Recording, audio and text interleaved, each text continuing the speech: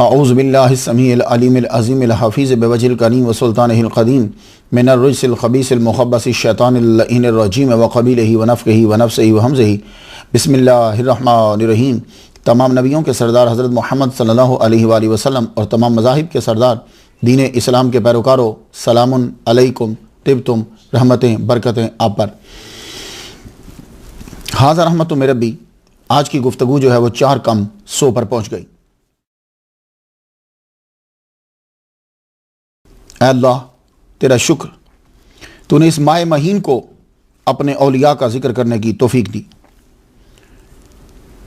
मैं एक दिन गौस पाक का तज़किरा कर रहा था तो मेरे मुंह से यूं अर्ज़ निकली, गौस पाक आपके दर पर तो सारे औलिया आते हैं, अगर आप मुझे उस जगह पे रख दें जहां औलिया कराम अपने नालैन उतारते हैं, मैं उनके नालैन सीधे करूंगा।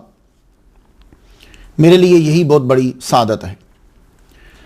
ये दुआ मैंने जो मांगी तो 1-2 दिन ही गुजरे, 2012 का नवंबर है, ये 1-2 दिन ही गुजरे कि मेरे हाथ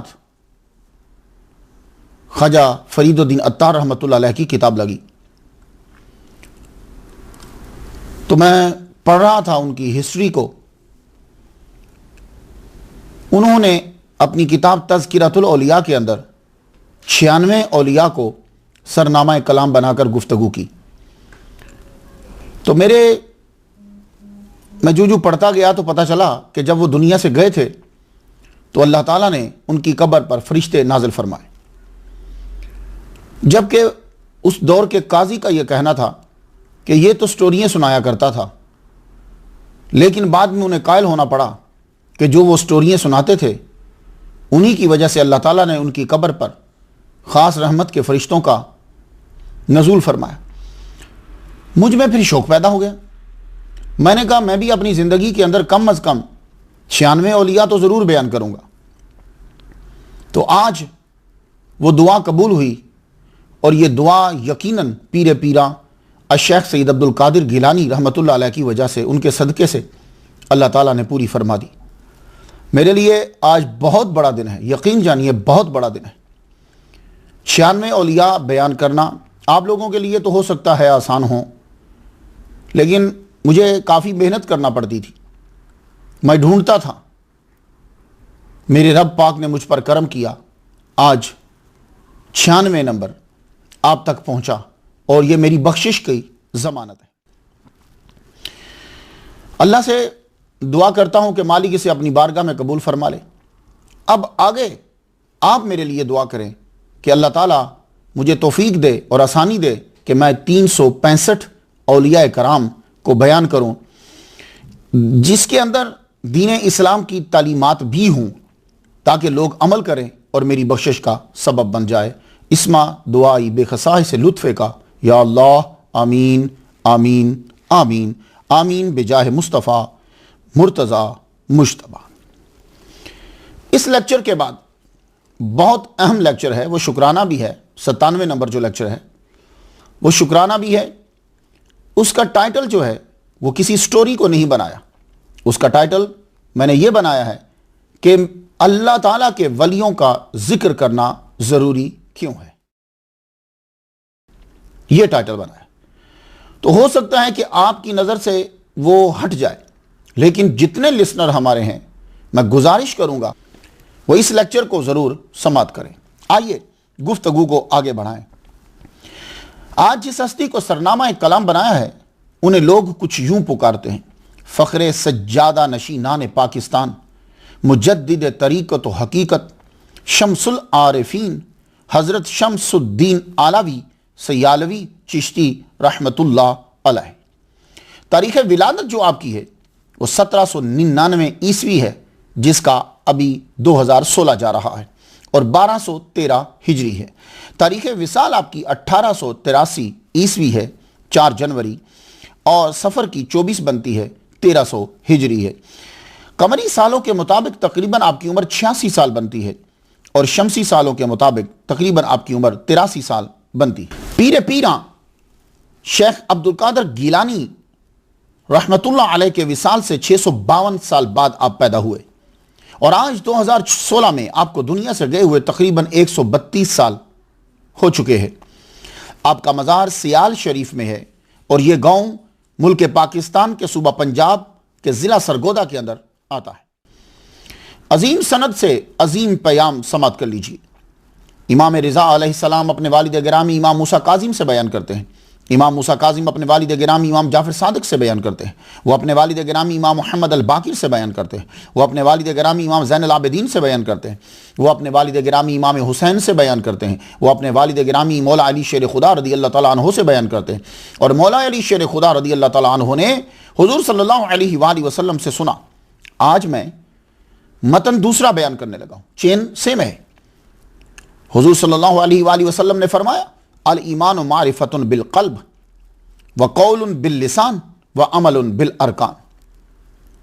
ईमान दिल से पहचानने का नाम, जुबान से कौल इकरार करने का नाम और आज़ा के साथ अमल करने का नाम ईमान है। तो यह बात याद रखिएगा। आइए नाम से बरकत हासिल करते हैं।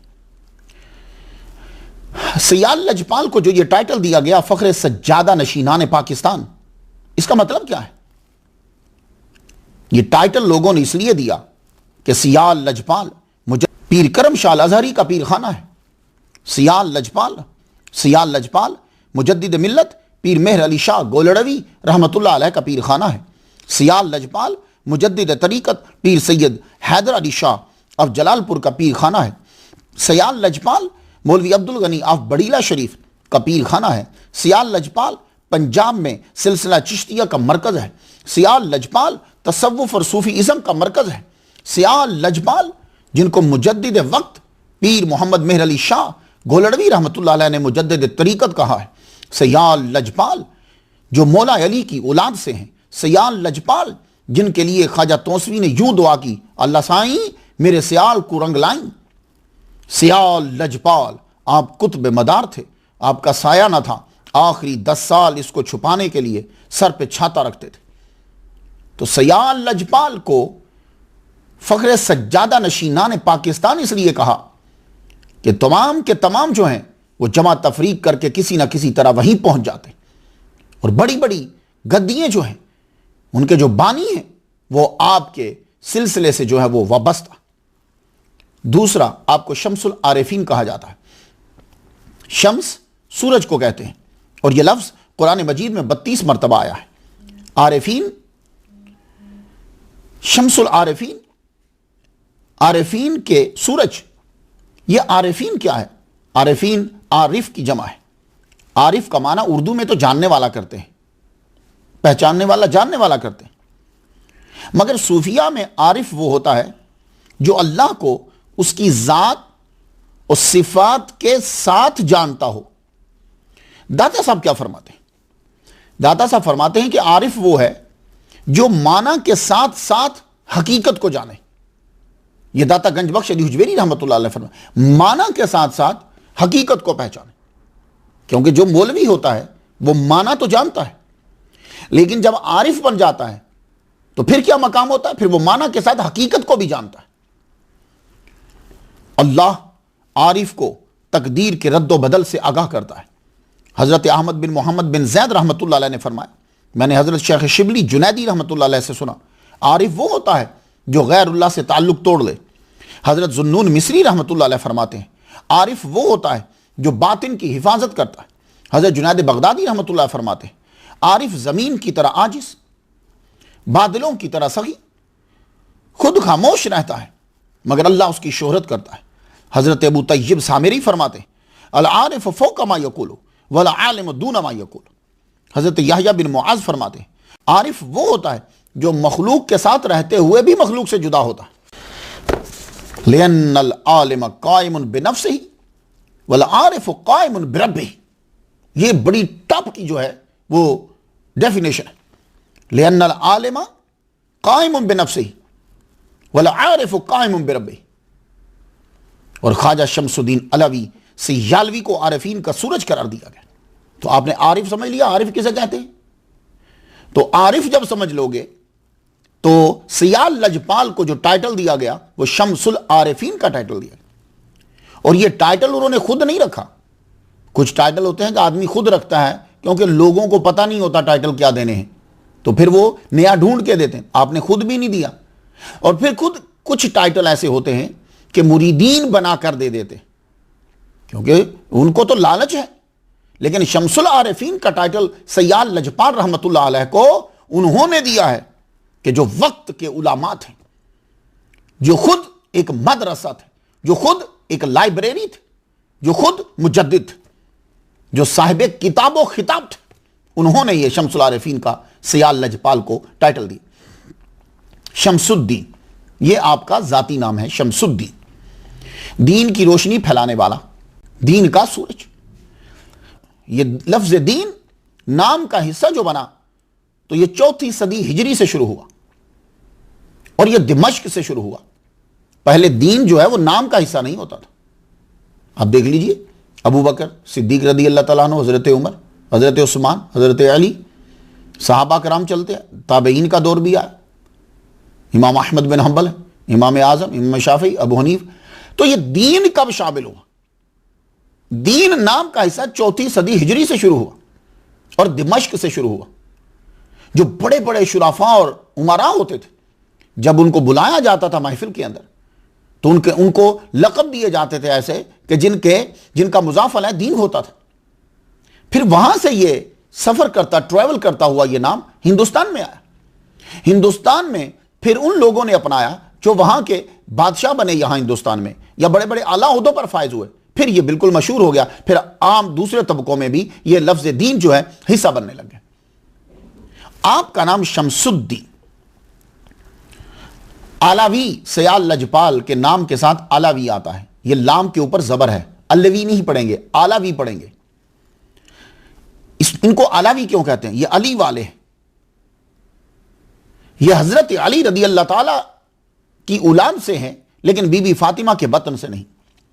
सैयाद लजपाल का घराना अलावी है, यानी हजरत अली की औलाद से। इनका शजरा नसब जमान अली बिन औन कुतब शाह से जाकर मिलता है और उनके जरिए से फिर जाकर हजरत अली शेर खुदा रदी अल्लाह ताला अन्हु से मिलता है। इनको अलावी भी कहते हैं और कुतब शाही भी कहते हैं। तो सैयाद लजपाल जो हैं, ये इनका शजरा भी जब जाएगा तो ये भी अरब से जाकर मिल जाएगा। अब मैं एक हवाला देना चाहता हूं। ऐसे मैंने ये भी पढ़ा है कि सैयाद लजपाल जो हैं, ये हजरत अब्बास की औलाद में से। हजरत अब्बास कौन से?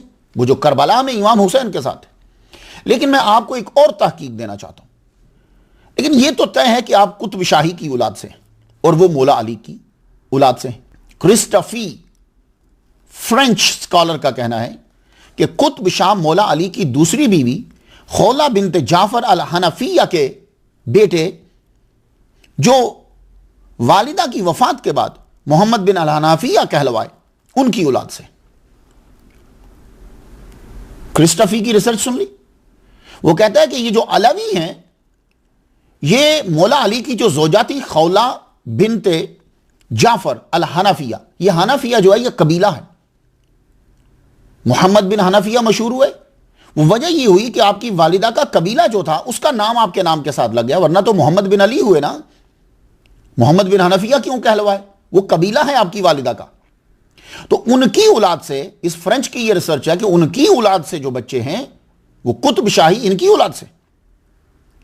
और ये कबीला बड़ा मशहूर था। जिस कबीले से पीर सयाल लजपाल हैं, पीर सयाल लजपाल के खून में खून है उन लोगों का कि जिन्होंने सारी जिंदगी आर्मी के अंदर गुजार दी, जिन्होंने सारी जिंदगी जो है वो इस्लाम में गुजार दी। इस खून के असर की वजह से आपको समझ आ गई होगी कि गवर्नमेंट बरतानिया के साथ सयाल लजपाल घराने की क्यों नहीं लगती थी। यह कबीला आर्मी में रहा। हारून रशीद की आर्मी की जो कमांड थी वो कुतुब शाही खानदान के हाथ में थी, यानी इनकी आबा अजदाद की। तो सबसे पहले हारून रशीद की फौज को छोड़कर अफगानिस्तान हरात के अंदर यहां कुछ देर कयाम किया। वहां से ये कुतुब शाही आपका जो कबीला है, ये हिंदुस्तान की फौज में जाके शामिल हो गए। तो कुतुब शाही के 6 बेटे हुए, अल्लाह ताला ने इनको 6 बेटे अता फरमाए। ये जब हरात से इंडिया आए तो यहां भी फौज के अंदर रहे और दरबार में आला ओहदों पर फायज रहे। इनको आवान का लक़ब दिया गया, आवान का। तो सुल्तान बाहू ये भी कुतुब शाही की औलाद से हैं और सयाल लजपाल जो हैं ये भी कुतुब शाही की औलाद से। तो सुल्तान बाहू भी अलवी हैं और सयाल लजपाल जो हैं ये भी अलवी हैं। बात आप लोगों की समझ में आ गई जितने सयाल लजपाल के मानने वाले हो। तो सयाल लजपाल जो हैं ये कुतुब शाही की औलाद से और वो मौला अली की औलाद से। सियालवी या निस्बती है, सियाल का रहने वाला। ये सयाल शरीफ जो है ये शहर मुल्क पाकिस्तान मौजूदा, उसका सूबा पंजाब, उसका शहर जो सरगोदा है उससे 30 माइल्स दूर है। पंजाब में 2 कबीले सयाल कहलवाते हैं। एक वो जो जंग के अकनाफ व अतराफ में रहते हैं, ये राजपूत हैं। इनके मूरस आला ने बाबा फरीउद्दीन गंज शक्कर रहमतुल्लाह अलैह की तालीमात को कबूल किया और इस्लाम कबूल किया और कालिमा पढ़ा। दूसरा कबीला जो कुतुब शाही है ये भी सयाल कहलवाते हैं, लेकिन ये हजरत अली शेर खुदा रज़ी अल्लाह तआला अन्हु की औलाद से हैं, उनसे सयाल लजपाल। अब ये तलफ़ुज़ इसका क्या है? तो एक लफ्ज़ होता है सयाल, या के ऊपर शद, यह अरबी जुबान का लफ्ज़ है, मुबालगा का सीगा है, माना होता है बहुत बहने वाला, रकीक। और एक है सियाल, या के ऊपर ज़बर, यह हिंदी लफ्ज़ है, इसका माना होता है जाड़ा, मौसम सरमा। तो यह सियाल नाम क्यों पड़ा? तो एक नजरिया यह है कि कहते हैं कि यह असल में साल था, तो साल जो है वो मरूर जमाना और कसरत इस्तेमाल की वजह से साल सियाल पड़ गया। यह एक नजरिया जो है वो पेश किया जाता है। सियाल जात है या कबीले का नाम है? इसके लिए एक तहकीक आपकी नजर करना चाहता हूं। सर डैंजल चार्ल्स 1870 दिसंबर में पंजाब आए, 1905 में लेफ्टिनेंट गवर्नर ऑफ पंजाब रहे। इंडिया में मर्दमशुमारी हुई तो 1881 के पंजाब ऑपरेशन के डिप्टी सुपरिंटेंडेंट थे। इन्होंने एक किताब लिखी, अ glossary of the tribes and कैस्ट्स। इसको अगर पढ़ें तो पता चलता है कि सयाल जो है ये कबीला है, एक ज़रई कबीला है, जात नहीं है। तो मालूम हो गया कि सयाल लजपाल जो है उनकी जात अलवी है, वो मौला अली शेर खुदा रज़ी अल्लाह तआला अन्हु की औलाद से। मुजद्दिद तरीक़ हज़रत शम्सुल आरिफीन शम्सुद्दीन सियालवी अलवी रहमतुल्लाह अलैह के ख़ानदान का पहला फ़र्द जो इंडिया में आया वो कुतुब शाह अलवी है। हम गुफ्तगू शुरू करते हैं कि जो इनके ख़ानदान में बड़ा मशहूर हुआ बाद में, वो ख्वाजा शेर कर्म अली अलवी कादरी रहमतुल्लाह अलैह। ये एक बड़ा मशहूर नाम है, करीब का नाम है जरा। कौन सा? ख्वाजा शेर करम अली अलवी कादरी रहमतुल्लाह अलैह। आपने इल्म शरीयत पेशावर से हासिल किया। मुख्तलिफ अदवार के अंदर इल्म के मुख्तलिफ मराकिज होते हैं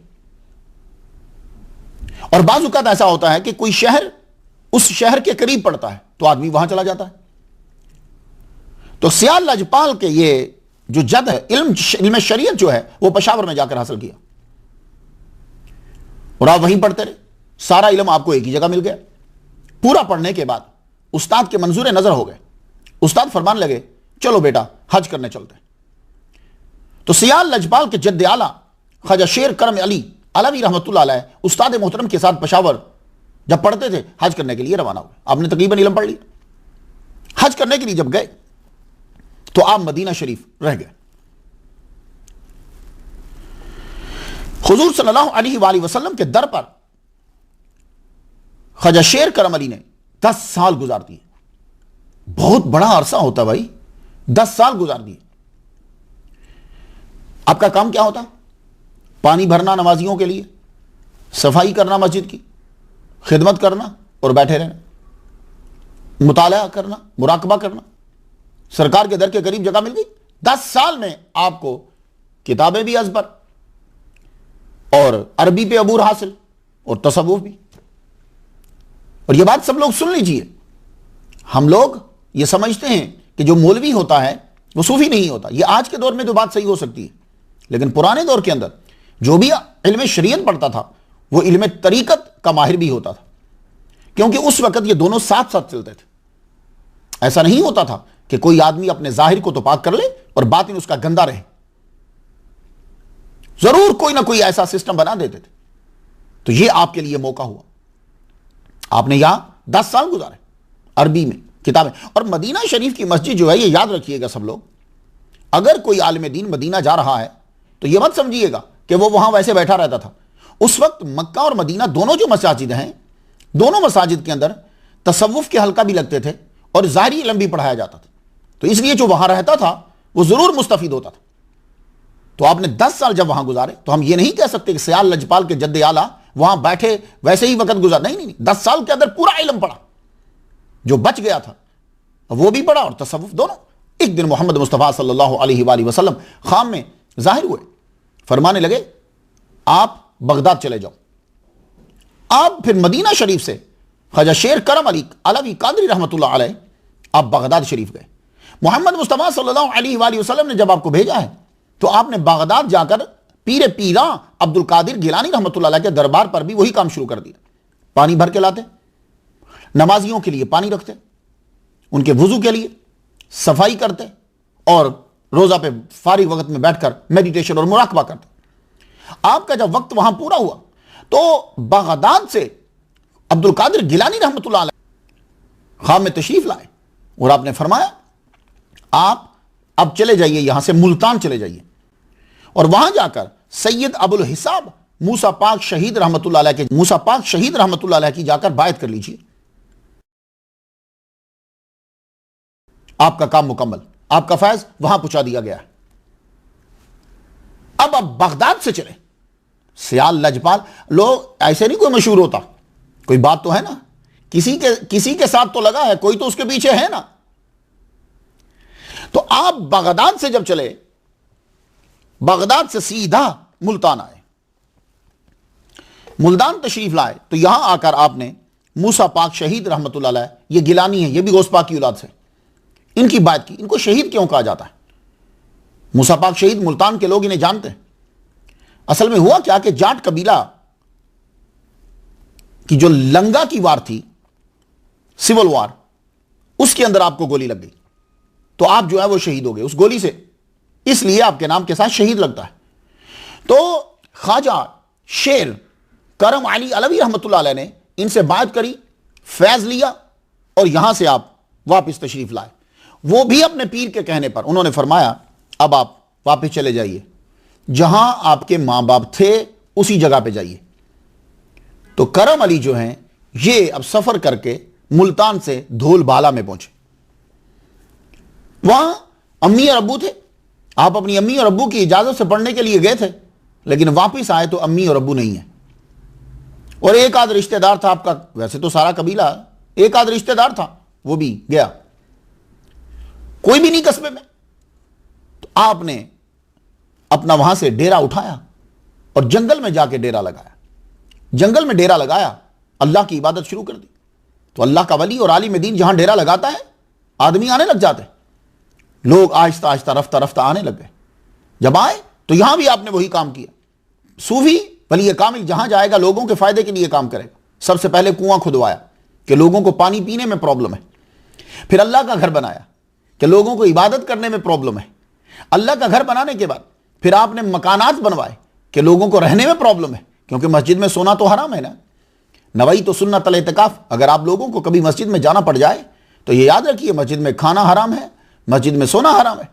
तो इसीलिए मस्जिद में दाखिल होते हुए दावत इस्लामी वाले आपको बार बार याद करवाते हैं ना कि नवई तो सुन्नत अल इतिकाफ पढ़ लो। तो ये नवई तो सुन्नत अल इतिकाफ इसीलिए पढ़ लो कि आप अगर खा लिया या बात कर ली तो तुम्हें गुनाह ना हो। तो मस्जिद में तो नहीं सो सकते थे, तो सियाल लजपाल के जद्दे आला ने क्या किया, मकानात बनवा दिए। अब तो उस जंगल में भी मंगल लग गया, लोगों को फैज देना शुरू कर दिया। फारसी जुबान पे अबूर हासिल था आपको, अरबी जुबान आपने 10 साल मदीना शरीफ में पढ़ा था, वहां रहे थे, अरबी जुबान पे अबूर हासिल, अल्लाह के बंदों की खिदमत में लग गए। आपने फिर अपने मुर्शिद के हुक्म से एक पाक दामन औरत से शादी कर ली। शादी जब की, अल्लाह ताला ने आपको 5 बेटे अता फरमाए। इनमें से एक बेटा हजरत ताज महमूद अलवी रहमतुल्लाह अलैह मुकम्मल कंप्लीट कॉपी थे अपने अब्बा हुजूर की, तरीकत में भी और शरीयत में भी। ये हज करने के लिए जब गए तो वहां विसाल हो गया, अल्लाह ताला ने वहीं रख लिया, लेकिन निशानी छोड़ गए। आपके साहबजादा थे जिनका नाम हाफिज बरखुदार अलवी रहमतुल्लाह अलैह, ये दादा को बड़े प्यारे थे। क्यों? इसलिए कि हाफिज कुरान थे।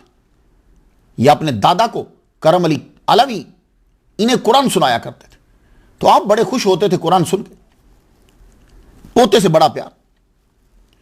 तो आपकी रूहानियत की वजह से हाफिज बरखुदार अलवी रहमतुल्लाह अलैह, इनकी रूहानियत की वजह से लोग इस्लाम की तरफ आने लगे। तो मौजा हिंदवान के उमरा ने 500 बीघा जमीन जो है वो आपको दी। ये 500 बीघा जमीन जो है यहां सियाल शरीफ जो है वो आबाद किया गया। एक बीघा 4 कनाल का होता है, तो 500 बीघा 2000 कनाल जमीन हुई। तो 2000 कनाल जमीन जो आपको मिली, तो जाती अपने फायदे के लिए इस्तेमाल नहीं की कि अपने फायदे के लिए इस्तेमाल करें, नहीं कहा जो इस्लाम में दाखिल होता है यहां मकान बनाए, जो पढ़ना चाहता है यहां मकान बनाए, जिसके पास मकान नहीं है यहां मकान बनाए। ये सूफी का कमाल होता है, ये तसव्वुफ है। ये चाहते हैं हम। तसव्वुफ हिंदुओं और सिखों की तरह ये जंगलों में निकल जाना नहीं है। तसव्वुफ बातन को पाक करना और इंसानों को फायदा देना। अब इनके बाद हाफिज मोहम्मद शरीफ अलवी सियालवी रहमतुल्लाह अलैह, ये अपने वालिद ग्रामी हजरत हाफिज बरखुदार अलवी रहमतुल्लाह के बाद जानशीन हुए। ये भी शरीयत और तरीकत का खूब इन्होंने इल्म फैलाया। इनके 4 साहबजादे हुए, उनमें से एक थे मियां मोहम्मद यार अलवी सियालवी रहमतुल्लाह अलैह। इन्होंने खुद को छुपा के रखा हुआ था, अल्लाह ताला ने इश्क मुस्तफा अता किया। इन्होंने क्या किया, जिम्मेदारी को इख्तियार कर लिया। जिम्मेदारी, बहुत बड़े बड़े औलिया ऐसे गुजरे हैं कि जिन्होंने जिम्मेदारी की है, खेत में हल चलाया, बहुत से बुजुर्ग हैं, इन्होंने भी खुद को उसमें छुपा लिया, लेकिन हर वक्त दुरूद शरीफ पढ़ते रहते। इतना इश्क था कि किसी से हुजूर सल्लल्लाहु अलैहि वसल्लम का नाम सुन लेते, आंखों में आंसुओं की झड़ी लग जाती, रोने लग जाते। अल्लाह अकबर जल्ला शाह। मोहम्मद यार अलवी रहमतुल्लाह अलैह का निकाह हजरत अल्लामा अब्दुर रहमान की साहबजादी जो हाफिजा आलिमा आमिला वलिया कामिला जन्नत बीबी से हुआ। आपका इलाका सियाल से 1 माइल जो है वो दूर था। आप इलाके की बच्चियों को कुरान मजीद पढ़ाया करती थी। एक हाफिजा आलिमा आमिला वलिया कामिला जन्नत बीबी का निकाह एक आशिक मुस्तफा से जब हुआ, अल्लाह ताला ने एक अमानत सपुर्द की थी, वो अमानत इनके सपुर्द हो गई। अमानत जो है वो करारे मकीन में जब आ गई, अब उसका एक पीरियड है अमानत के ज़हूर का। उस अमानत के ज़हूर के पीरियड के दौरान जरा अमल देखिए, आप रोजाना का 41 मरतबा सूरा यासीन की तिलावत फरमाती। बाकी फराइज नवाफिल काम बच्चियों को पढ़ाना, 41 मरतबा सूरा यासीन। अल्लाह अकबर जल्ला शान। फिर एक दिन वो आया कि वो अजीम अमानत कौम के सपुर्द कर दी, नाम रखा शमसुद्दीन, और बाद में सियाल लजपाल मुजद्दिद तरीकत हजरत शमसुल आरिफीन शमसुद्दीन अलवी सियालवी के नाम से ये अमानत मशहूर हुई। यह एक अजीम बेटा अल्लाह ताला ने मियां यार मोहम्मद अलवी रहमतुल्लाह अलैह को अता फरमाया। आपकी विलादत 1799 में हुई। सियाल लजपाल मुजद्दिद तरीकत खुशी का पयाम थे। यहां नुक्ता पीर करम शाह अजहरी रहमतुल्लाह अलैह का एक नुक्ता है। कहने लगे 1799 को ही अंग्रेजों ने टीपू सुल्तान को शहीद किया, 1799 को ही रंजीत सिंह ने लाहौर पर कब्जा किया भंगी मिसल से। अब मुसलमान मायूस है। उस मायूसी के आलम में 1799 के अंदर अल्लाह ताला ने सियाल लजपाल का ज़हूर दुनिया में कर दिया।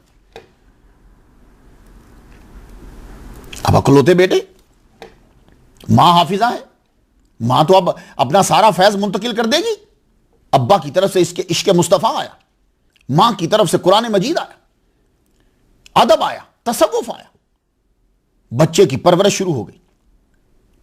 एक बात सब लोग सुन लीजिए, बच्चे की परवरिश सिर्फ लफ्जों से नहीं होती। बच्चे की परवरिश जो है वो पूरे घर के 24 घंटे कर रहे होते हैं। सब लोग अपने दिमाग में बिठा लीजिए, अगर आपके घर के अंदर टीवी है और उस पर अगर मूवी चल रही है, गाने चल रहे हैं मुसलसल, आपके घर के अंदर गुफ्तगू बड़ी अजीब किस्म की चल रही है, तो यह बच्चे की तरबियत में शामिल हो रहा है। हम ये समझते हैं कि तरबियत यह है कि बच्चे को स्कूल भेज दिया या मौलवी साहब ने लेक्चर दे दिया। नहीं, ऐसा हरगिज नहीं है। तो जब आपका बच्चा पैदा हो गया है, बल्कि उसकी विलादत से 1 साल पहले, अब चूंकि आपको पता नहीं है इसलिए शादी के फौरन बाद जो है वो तरबियत शुरू हो गई है। इस नुक्ते को अगर सब लोग आप समझ गए तो यकीन जानिए हमारी औलाद ठीक हो सकती है। बच्चे की विलादत से साल पहले, अब उसके लिए मैं ये तयन करता हूं कि जिस दिन शादी हुई है उस दिन से बच्चे की तरबियत शुरू है। अब आप पे डिपेंड करता है कि आप क्या बनाना चाहते हो बच्चे को। जो तुम करोगे अब वही बच्चे की तरफ मुंतकिल हो जाएगा। तुमने नमाजें शुरू कर दी हैं, नवाफिल शुरू कर दी हैं, कुरान शुरू कर दिया है, ये चीजें बच्चे की तरबियत शुरू हो गई। अब वो घर से, अब अगर घर में टीवी है, गाने हैं, आ रहे हैं लोग, गालियां दे रहे हैं या इस्लाम क्या, बच्चे के जहन में वही चीजें जाती जा रही हैं। तो इसलिए उस्ताद नाकाफी है जो आपने तरबियत में 1-2 मिनट के लिए शामिल किया हुआ है, वो 1-2 मिनट ही बनते हैं जितना उसने वक्त गुजारा। ये देखिए अब सियाल लजपाल की वालिदा, अब तरबियत शुरू है। बाप आशिक मुस्तफ़ा दरूद पढ़ रहा है, अम्मी हाफिजा हैं और कुरान मजीद पढ़ रही हैं, पढ़ा रही हैं, बच्चे की तरबियत। 5 साल के हुए सियाल लजपाल, तो वालिदा मोहतरमा ने कुरान मजीद याद करने के पे डाल दिया। तो सियाल लजपाल ने 5 साल की उम्र में कुरान मजीद याद करना शुरू किया, 2 साल के अंदर कुरान मजीद याद कर दिया, 7 साल में कुरान पाक मुकम्मल याद। यह है तरबियत। बात को समझ में आ गई आपके? और यह 1804 की बात है, ईस्वी की। आपने कुरान मजीद हिफ्ज कर लिया। अब जब हिफ्ज कर लिया तो मां का दिल चाहा कि हाफिजा तो मैं भी हूं, मेरा बेटा और पढ़े और पढ़े। अब उसके लिए ढूंढा गया कि कहां पढ़े बच्चा। तो हजरत अल्लामा जामे माकूल मनकूल मोहम्मद अफजल शहीद रहमतुल्लाह अलैह, इनका मदरसा था मी की ढोक में। यह असल में लफ्ज मियां की ढोक है, तो मियां की ढोक कसरत इस्तेमाल की वजह से मी की ढोक बन गया। मदरसा निजामिया चिश्तिया, इनका खानदानी कदीम मदरसा था। आप हदीस फिक मंतिक के आलिम थे। आपके मदरसा में लोग पढ़ने के लिए काबुल से, कंधार से, सवात से आते थे। और जब रंजीत सिंह की फौज ने जब हमला कर दिया, आप जाहिर है जब आपके घर पे कोई हमला करेगा तो फिर उस वक्त क्या करेंगे आप? इसका जवाब हर कौम के पास एक ही है, इसलिए कोई किसी पर एतराज ना करे। जब कोई आपके घर पर हमला करे तो आपको क्या करना चाहिए? हर कौम, वो हिंदू है, सिख है, ईसाई है, वो यहूदी है, वो कोई भी कौम है, और फिर हर कौम में जितने फिरके हैं उनका जवाब एक ही है कि जब तुम्हारे घर पर कोई हमला कर रहा फिर अपना घर बचाओगे, आगे बढ़ोगे। तो जब रंजीत सिंह ने इनके कस्बे के ऊपर हमला कर दिया तो आपने अपने मदरसे के लोगों से और अपने मदरसे से तलवारों के निशान नहीं हटाए। तो आपने क्या किया? तलवारें पकड़ा दी, भैया आप अपनी जान बचाओ।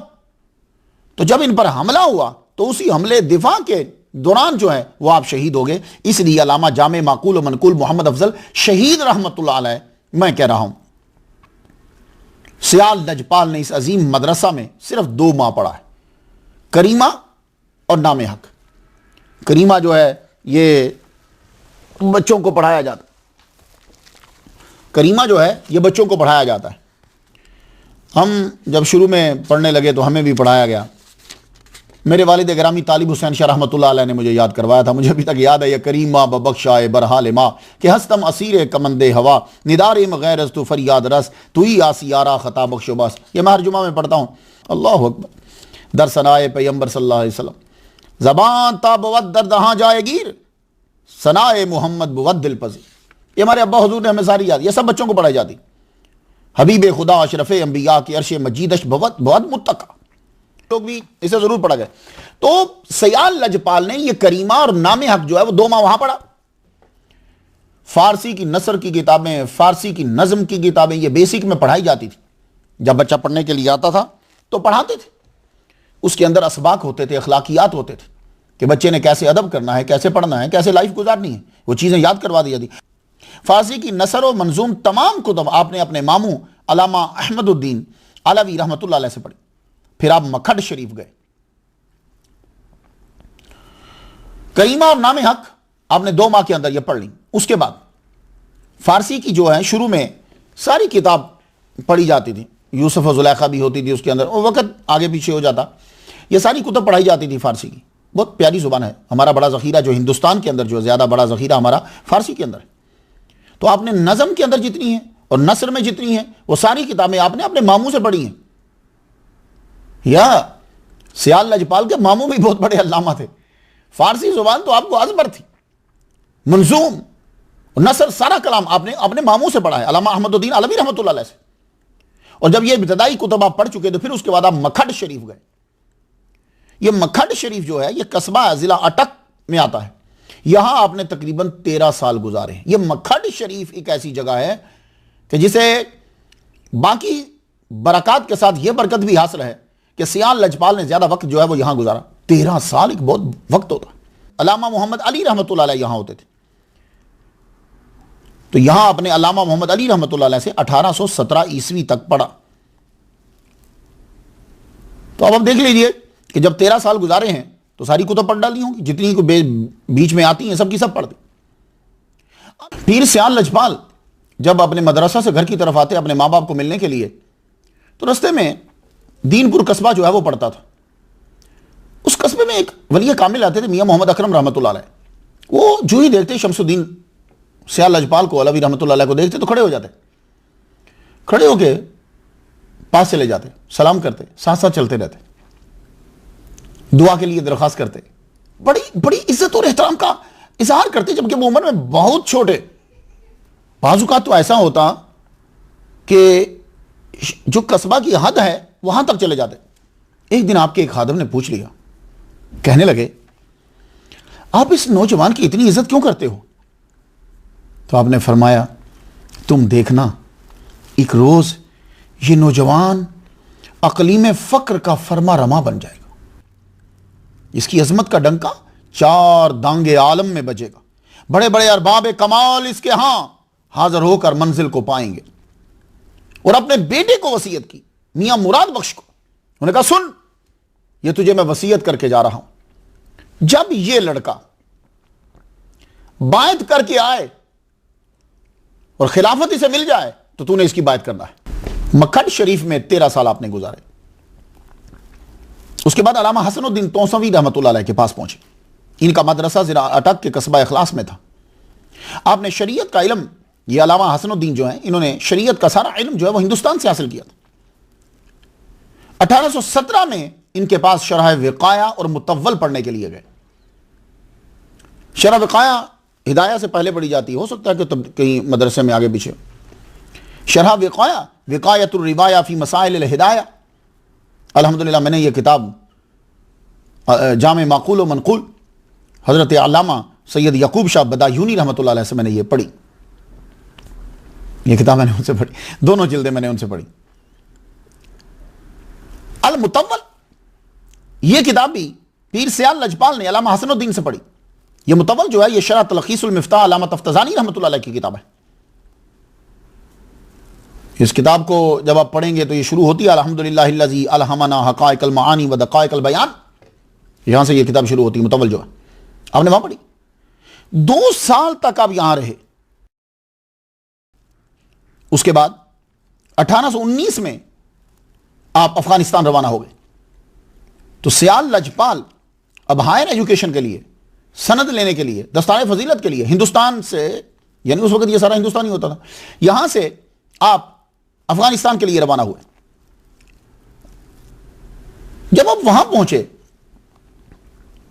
आपने सुना तो था कि वहां अल्लामा गौस मोहम्मद रहमतुल्लाह अलैह हैं, हाफिज दराज हैं। लेकिन आदमी जब जाता है तो शुरू में प्रॉब्लम होती है, ढूंढने में भी, और जगह का बड़ा मसला बनता है।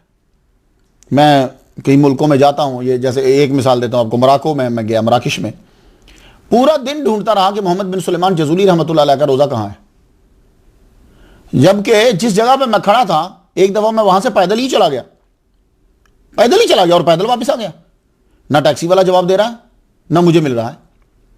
तो बाज़ का जगह का मिलना भी बड़ा मुश्किल हो जाता है। आपको अफगानिस्तान के अंदर जब आप पहुंचे तो रिहाइश का बड़ा मसला बना सियाल लजपाल को। अब यूं ही जा रहे हैं, आवाज आई आगे से, हटो बचो, हटो बचो, अमीर शेर अली खां की सवारी आ रही है। अब जरा खून देखिए, मौला अली का खून है ना। तो पीर सियाल लजपाल आगे बढ़े, आगे बढ़कर उसके उसके उसके घोड़े की लजाम को पकड़ लिया। लजाम को पकड़ के सियाल लजपाल ने क्या जुमला कहा, फरमान लगे बराया कामत मा जाए मीदही या नमीदही। अच्छा, जलन से जुमला बोला। तो अमीर शेर अली खां आगे से क्या बोलता है, पीर सियाल लजपाल को यह कहने लगा, चरा नमीदहम बसरो चशम मीदहम, क्यों नहीं दूंगा, आप मेरे मेहमान रहिए। 3 दिन तक पीर सियाल लजपाल अमीर शेर अली खां के शाही मेहमान रहे। और अफगानिस्तान के अंदर भी पीर सियाल लजपाल का इतना, आप माशाल्लाह आलिम तो थे, बस उस सनद फरागत लेनी थी, कोई थोड़ा सा फैज लेना था। क्योंकि जब आदमी हिदाया तक, मिशकात तक पहुंच जाता है तो फिर आदमी खुद आगे बढ़ता जाता। मैंने भी जब हिदायत शरीफ शुरू की, थोड़ा ही पढ़ा, उस्तादों ने फरमाया ठीक है, अब आगे चलते जाओ। आप जब वहां पहुंचे, आपके इल्म को तस्लीम किया गया। और जो अमीर शेर अली खां के दरबार का जो काजी था, उसका अपना मदरसा भी था, उसने पीर सियाल लजपाल को अपने पास रख लिया। अपने पास रख के कहने लगा, जो जो आप मुताला करना चाहते हो आप करो, मेरे पास रहो। आपने वहां कुछ रोज कयाम किया। 3 दिन शाही मेहमान रहने के बाद मदरसा में मुंतकिल हो गए। आपकी जब रिहायश का बंदोबस्त कर दिया गया, आपने वहां पढ़ना शुरू किया। इस कदर उस्ताद आपसे मुतासर हुए कि वो काजी मुतासर हुआ, कहने लगा कि आप मेरे बेटे बन जाओ। मेरा बेटा नहीं है तो कैसे बेटे बनो, मेरी बेटी से निकाह कर लो, तो तुम मेरे पास ही रह जाओ, मैं तुम जैसे काबिल शागिर्द को खोना नहीं चाहता। तो अफगानिस्तान में पंजाबी नहीं बोली जाती थी, यह मुजद्दिद तरीकत फारसी का भी माहिर है। आपने फरमाया नहीं, मैं अपने मां बाप का अकलौता बेटा हूं, मेरे मां बाप ने सिर्फ इतनी ही इजाजत दी है कि मैं यहां से दस्तार फजीलत हासिल करूं, मैं यहां शादी नहीं कर सकता। ये अजीम लोग होते हैं, अल्लाह अकबर, ये होता है मां बाप का असर। तो वहां से फिर आपने शाहुल हदीस अल्लामा गौस मोहम्मद रहमतुल्लाह अलैह, इनसे हदीस की कुतब वो पढ़ी, मिशकात शरीफ भी वहीं आपने पढ़ी। हाफिज मोहम्मद दराज रहमतुल्लाह अलैह, उनसे भी पढ़ा।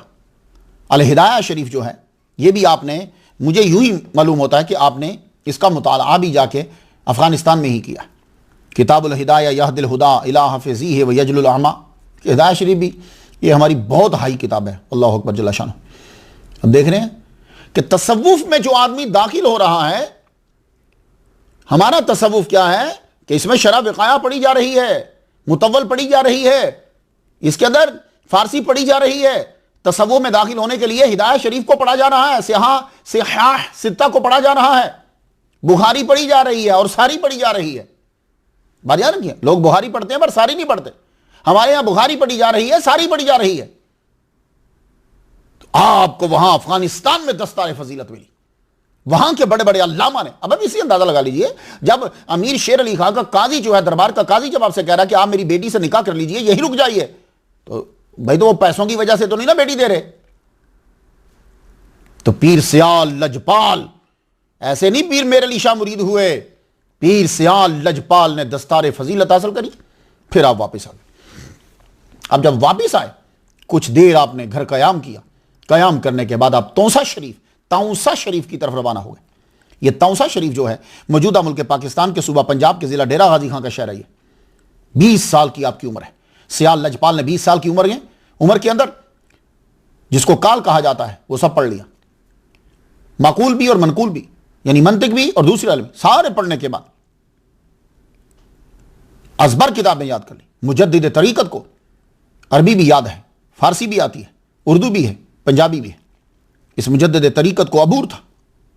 उस दौर में उर्दू वही होती थी, बाद में तरक्की आहिस्ता आहिस्ता करी।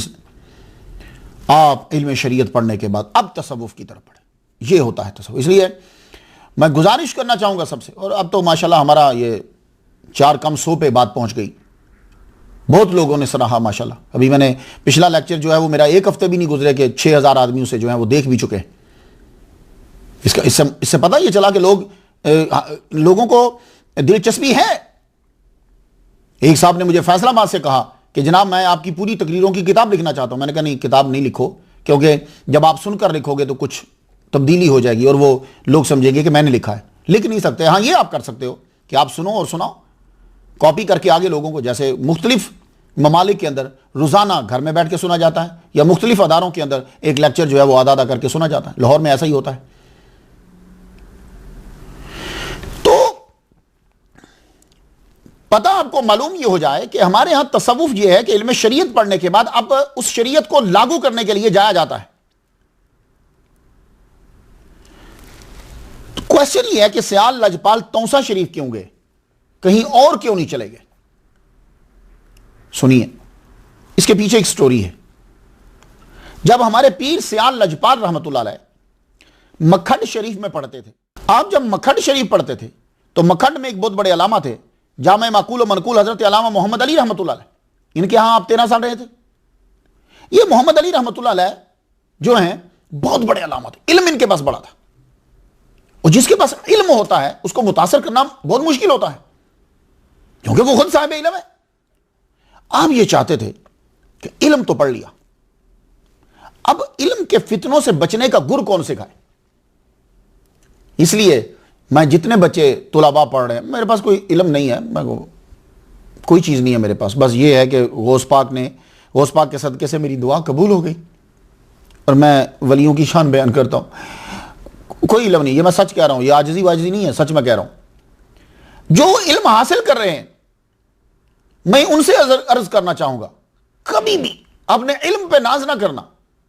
जब इल्म पढ़ लो, अब उस इल्म के फितने से बचने के लिए गुर तलाश करो, कि गुरु ढूंढो। अल इल्म हिजाबुन अकबर क्यों कहा गया है? यह मैं बाबा फरीदुद्दीन गंज शक्कर, ख्वाजा निजामुद्दीन औलिया रहमतुल्लाह अलैह की स्टोरी में मैंने इसकी तशरीह की। अल इल्म हिजाबुन अकबर क्यों है, जबकि हिजाब तो और भी होते हैं, इल्म क्यों बड़ा हिजाब है? जबकि तो इल्म के बाद तो हिजाब होना ही नहीं चाहिए। तो इल्म के फितने जो हैं बाद में, इसलिए मौलवी परेशान रहता है पूरी जिंदगी, इल्म उसके पास बड़ा होता है। तो मोहम्मद अली रहमतुल्लाह अलैह अब तलाश, लेकिन कोई बंदा मिल नहीं रहा। एक दिन बैठे हुए हैं कि किसी ने ख्वाजा मोहम्मद सुलेमान तोसवी रहमतुल्लाह अलैह का जिक्र कर दिया। कुछ चीजें ऐसी होती हैं, वो जब बयान होती हैं तो एकदम फिट हो जाती है, लगता है कि वो इसी चीज के लिए थी। जिक्र करना था कि आपके दिल में शौक पैदा हुआ, उठे कि मैं फौरन जियारत करूं, उसी वक्त आप तौसा शरीफ रवाना होने के लिए तैयार हो गए, और साथ में शम्सुल आरिफीन शमसुद्दीन अपने शगिर्द, चहेते शगिर्द को साथ ले लिया। तब वहां पढ़ा करते थे, आपकी उम्र तो बहुत ही छोटी थी तब, साथ लिया और तौसा शरीफ रवाना हो गए। बड़ी तेजी के साथ सफर करते हुए, कम रुकते हुए आप तौसा शरीफ पहुंचे।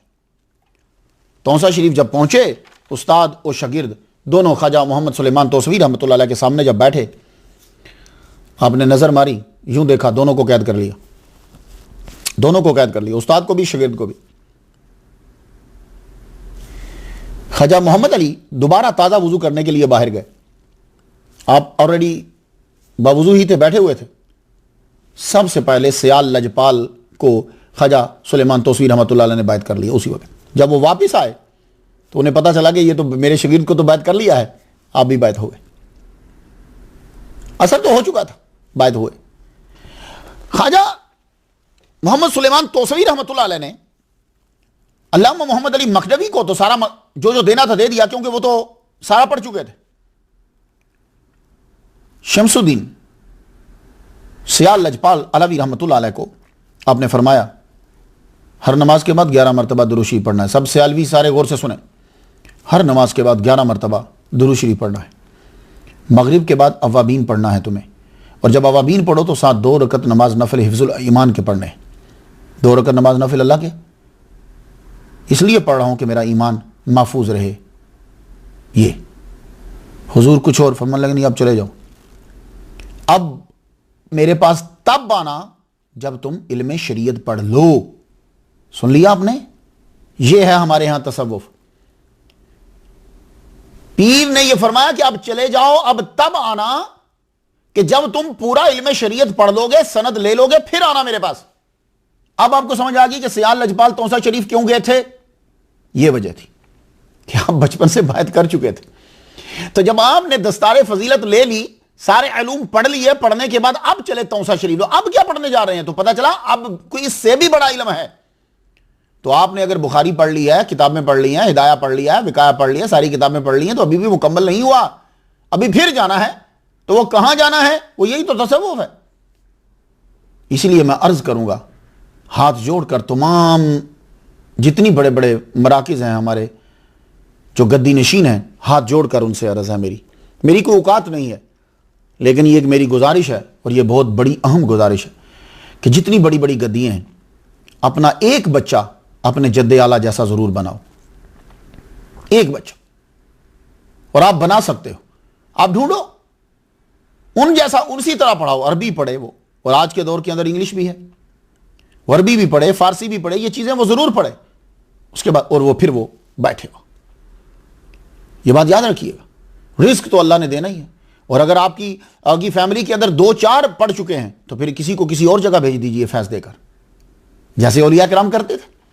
ख्वाजा निजामुद्दीन औलिया 500 बंदों को भेजा करते थे, किसी और जगह भेज दीजिए, वहां उसका मरकज लग जाएगा। यह जरूरी नहीं है कि 4 बच्चे अगर उस तरह के हैं तो चारों बच्चे उसी जगह बैठे रहे, नहीं, एक को कहीं और भेज दीजिए, एक को कहीं और भेज दीजिए, यह सिलसिला जारी रहे। और खुदा की कसम, अगर जद्दे आला जैसे ये गद्दियाँ आज की हैं बड़ी बड़ी, अगर वो अपने जद्दे आला की तरह एक एक बंदा भी तैयार करते तो आज हमारे पाकिस्तान के अंदर किसी बदमजहब को घुसने की जुर्रत ना होती। बस तो ख्वाजा सुलेमान तोसवी रहमतुल्लाह अलैह ने कहा कि अब जाओ। तो पढ़ने के बाद अब जब आप वापिस आए तो सीधा तौसा शरीफ पहुंचे। तो जब तौसा गए तो वहां आपकी अब तसव्वुफ की किताबें शुरू हो गई। देखा आपने तसव्वुफ कितना मुश्किल है, कि तसव्वुफ इतना मुश्किल है कि सियान लजपाल हिदाया शरीफ पढ़ने के बाद, अरबी पे अबूर हासिल करने के बाद, फारसी पे अबूर हासिल करने के बाद, आपको सारी की करीमा, नामे हक, सारी किताबें आपको याद है। उसके बाद फिर तसव्वुफ की किताबें नहीं, कौन सी किताब पढ़ी? लवाहे जामी, कशकोले कलीमी, ये किताबें पढ़ना शुरू कर दी हैं। लवाहे जामी शुरू करवाई। इस किताब के 34 लवाहे हैं। आखिरी है तजल्ली ज़ात व तजल्ली सिफात। इस किताब में सूफी को बाखबर किया जाता है कि कहीं गलत ज़ात के मुशाहिदे में गुम होकर असली ज़ात के जमाल को न खो देना, या ज़ात की एक सिफत में गुम हो जाए और बाकी को न छोड़ देना। यह बड़ा मुश्किल मरहला होता है। जब आप तसव्वुफ में जाते हो ना, तो आपको मुशाहिदा होता है और आप उसी जगह पर रुक जाते हैं। बाज़ औक़ात आपको मुशाहिदात नबियों के होने लग जाते हैं। वो बड़ा ख़तरनाक मरहला होता है। अगर कोई आदमी किसी नबी के मुशाहिदे पर रुक गया, हो सकता है कि वो गया, जब तक ज़ाते मोहम्मदी पे ना पहुंच जाओ उस वक्त तक डरते रहना। ये छोटी छोटी करामतों में पढ़कर तुम लोग ऐसे ही जो ना ना ना ना बड़ा डर रहता है, किस ज़ात में गुम हो गए हो, यह बड़ा मुशाहिदा जरूरी। और फिर कहीं एक ही सिफत में गुम तो नहीं हो गए, आगे भी बढ़ना है। और फिर अभी ज़ाते मोहम्मदी तक पहुंचे हो कि नहीं पहुंचे, मुशाहिदा कहां है तुम्हारा? ऐसा ना हो कि तुम ज़ाते मुसवी में गुम हो जाओ। ये गुरु पीर बताता है। तो आपने ये किताब पढ़ी। उसके बाद ये कशकोले कलीमी, ये किताब हज़रत शाह कलीमुल्लाह शाह जहां आबादी रहमतुल्लाह अलैह ने 49 साल जब उनकी उम्र थी तो उन्होंने लिखी। किसी की गुजारिश के ऊपर यह किताब लिखी। इस किताब को चिश्तिया सिलसिला के पीरान ज़रूर पढ़ते, नहीं पढ़ते तो पढ़ना चाहिए सारे चिश्तियों को। शाह कलीमुल्लाह ने सिलसिला चिश्तिया को जिंदा किया, जमा किया। इस किताब में आप फरमाते हैं ये एक कशकोल है। ये कशकोल जो लफ्ज़ है असल में ये कजकोल है।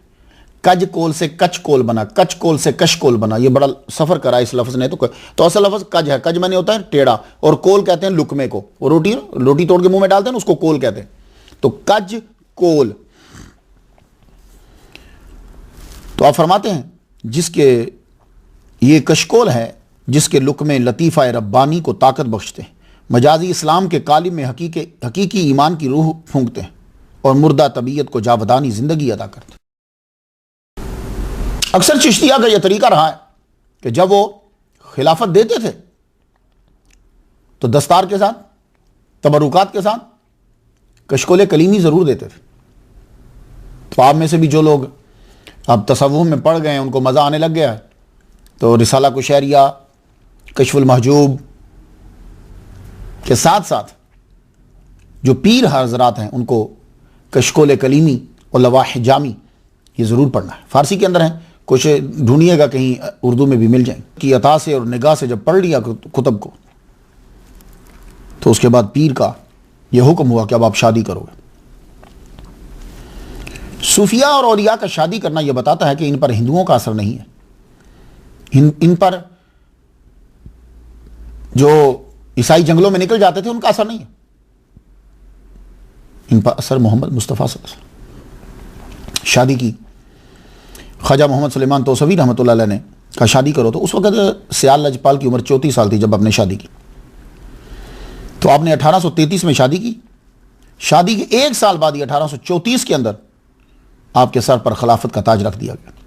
उस वक्त ख्वाजा सुलेमान तौसवी रहमतुल्लाह की उम्र 64 साल थी और हमारे पीर सियाल लजपाल की उम्र उस वक्त जो है वो 35 साल। असल चीज़ अब आ गई जो हमें देखना है, जो सियालवियों को, चिश्तियों को और सियाल लजपाल के अकीदतमंदों को देखना है, वो आपकी इबादत का तरीका है, आदात हैं, इबादत है, मामूलात हैं, ये देखने हैं। करामात कम और ये देखना है हमें ये अजीम हस्ती की इबादत क्या थी, कैसे करते थे, आदात क्या थी, मामूलात क्या थे। खिलाफत मिलने के बाद पीरो मुर्शद ने कहा जाओ अब जाके मरकज बना। तो सियाल के अंदर मदरसा तो पहले भी छोटा मोटा चल रहा था, लेकिन अब आपने भरपूर तवज्जो दी, मुस्तकिल बुनियाद रखी, तुलबा को खुद पढ़ाते, उलमा की तरबियत फरमाते। लेकिन मन में क्या था, वो पीर का असर मुरीद में ज़रूर होता है, ये याद रखिएगा। इसलिए आपको तोसा में यही था, पीर के दीवाने, वो आगे मुरीदों में वो आया। ख्वाजा सियाल लजपाल के जितने आगे मुरीद हैं उनमें देख लीजिएगा वही तड़प उनके अंदर होती है पीर की। पढ़ाते वो कोई एक दो माह गुजरता तो पीर सियाल लजपाल शमसुद्दीन आलवी रहमतुल्लाह उठते और चल पड़ते, तौसा शरीफ चल पड़ते। पीर जब तक ना भेजते तब तक वापस ना आते, वहीं बैठ रहते उनके साथ 40-40 दिन बाजुकात रुके रहते। पीर साहब कहते जाओ जाके पढ़ाओ जाओ। कहते पीर जी आपके बिना दिल नहीं लगता। अल्लाह अकबर। और बाजुकात तो ऐसा होता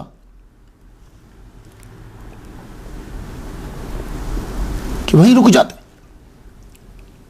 पीर ख्वाजा सुलेमान तौसवी रहमतुल्लाह अलैह आगे कहीं जाते, वो अपने मुर्शिद के यहां जाते थे, महार शरीफ चिश्तियां के पास है, आप उनके साथ चल पड़ते। एक वाकया सुना दूं आपको, दिल थाम लो। 14 मरतबा शमसुद्दीन पीर सियाल लजपाल अलवी रहमतुल्लाह अलैह 14 मरतबा अपने पीर के साथ तौसा से महार शरीफ गए हैं। कोई 20-25 मील का सफर नहीं है, 130 माइल से भी ज्यादा बनता है। तब पैदल चलते थे, सामान अपने सर पर उठा के पीर की घोड़ी के आगे आगे पैदल चला करते थे और नंगे पांव। एक मरतबा तो पीर की नजर पड़ ही गई। उस वक्त सड़कें तो नहीं होती थी ना भाई, रास्ते में कांटे भी हैं, पत्थर भी हैं, बहुत सारी चीजें हैं। पीर की नजर पड़ी, घोड़ी रोकी, बुलाया पीर सियाल लजपाल शमसुद्दीन अलवी रहमतुल्लाह अलैह को, बुलाया पास। कहने लगे बेटे जूता कहां है? कब मुर्शिद वो बस आपने हुक्म दिया चल, तो मैंने कहा कि अब जूता पहनने जाऊंगा, देर हो जाएगी, तो चल पड़ा सा। तो नंगे पांव मैं चल पड़ा। हाय हाय। अब यहां नंगे पांव पे सुन लीजिए, आप कहेंगे कि ये सूफिया कराम जो ये काम करते हैं ये अपनी तरफ से कर देते हैं, ये बिदात होती है। नहीं,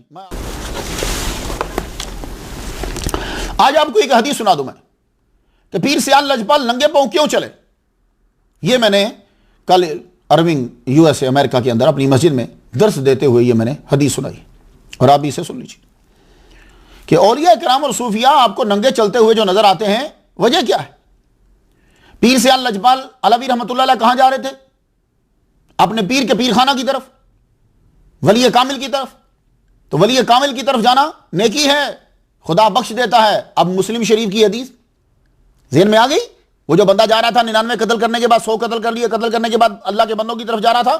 अच्छा आप सुनो जरा, इब्ने अबी याला बयान करते हैं कि हुज़ूर सल्लल्लाहु अलैहि वसल्लम ने फरमाया कि तुम्हें उस बंदा के मुतल्लिक ना बताऊं जो बहुत कम वजन के साथ अल्लाह के सामने हाजिर होगा, जो बहुत कम वजन के साथ अल्लाह के सामने हाजिर होगा। अर्ज की या रसूलल्लाह जी, फरमाया नेक कामों की तरफ नंगे पांव जाने वाला, तो अल्लाह ताला उसके ऊपर मोहब्बत की नजर डालता है। क्यों? उसने देखा ही नहीं है। नंगे पांव चल पड़ना इस बात की दलील है कि वो उस काम से मोहब्बत करता है कि उसने जूता पहनना भी पसंद नहीं किया। हमारे वली जो हैं उनका एक एक हदीस पर नजर होती थी।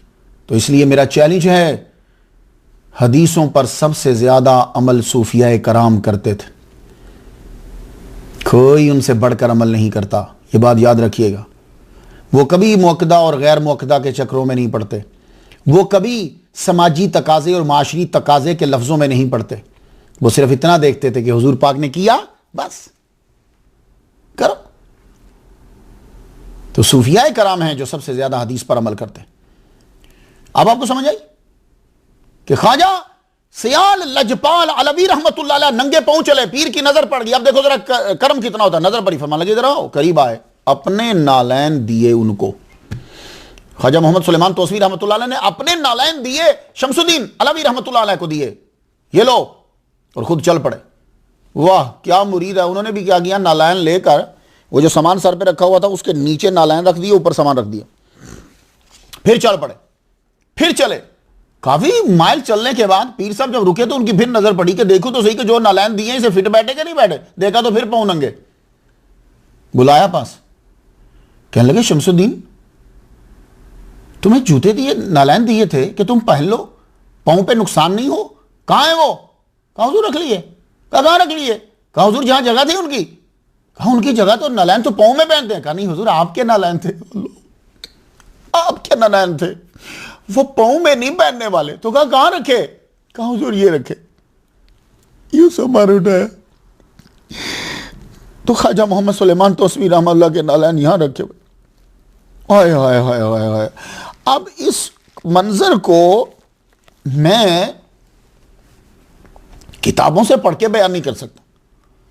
मैं जितनी भी नक्श नगारी कर लूं, मैं उस कैफियत पे नहीं पहुंच पाऊंगा। जब ये जुमला कहा ना जी कि जहां उनकी जगह थी वहां रख लिए, पीर साहब नीचे उतरा, घोड़ी से नीचे उतरे, पीर सियाल लजपाल को अपने सीने से लगाया, सीने से लगा के कितनी देर तक दुआएं देते रहे, सीने से लगा के कितनी देर तक दुआएं देते। अल्लाह साईं मेरे सियाल को रंग लाई, अल्लाह साईं मेरे सियाल को रंग लाई। आप 40 साल तक तौसा शरीफ आते रहे।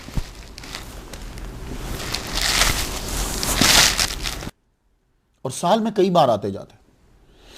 आपने अपना एक राउट बनाया हुआ था, उस पर चलते थे। आपको मालूम है अगर आप में से कोई आदमी गांव में चलने वाला हो और रास्ते में कहीं ना कहीं घास उगा होता है, तो अगर आप बार बार वहां चलो तो वहां एक रास्ता बन जाता है, रास्ता सा बन जाता है।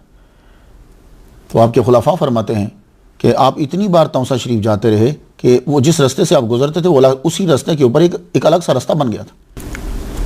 जब तौसा शरीफ जाते तो बस एक कंबल आपके पास होता, वो जो ऊन का कंबल है, सूफिया की जो निशानी, वो कंबल आपके पास होता, बस चल पड़ता।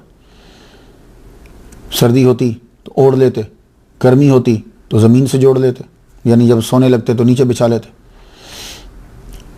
बस।